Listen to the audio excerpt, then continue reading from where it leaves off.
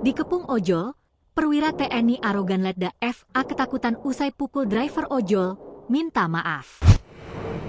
Oknum perwira TNI di Kalimantan Barat ciut usai dikepung ratusan ojol karena arogan memukul seorang driver ojol bernama Teguh Syukma Akbar di Jalan Padat Karya, Saigon, Pontianak Timur.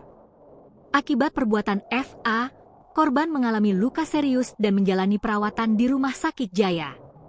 Wakapendam 12 Tanjung Pura, Letkol Infantri Agung W. Palupi, mengatakan pelaku sudah ditangkap Denpom Tanjung Pura.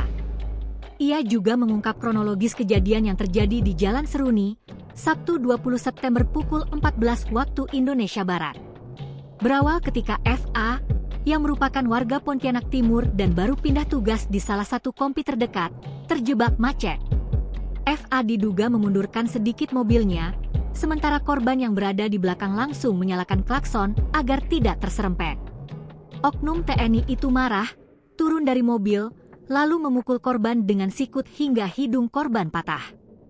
Usai kejadian, para ojol langsung melapor dan menggeruduk rumah pelaku.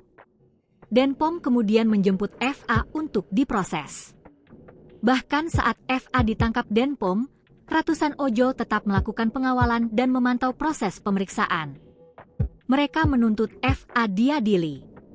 Saat ini Pomdam masih mendalami penyebab pasti kejadian, apakah benar bermula dari serempet atau ada pemicu lain yang menyebabkan kericuhan.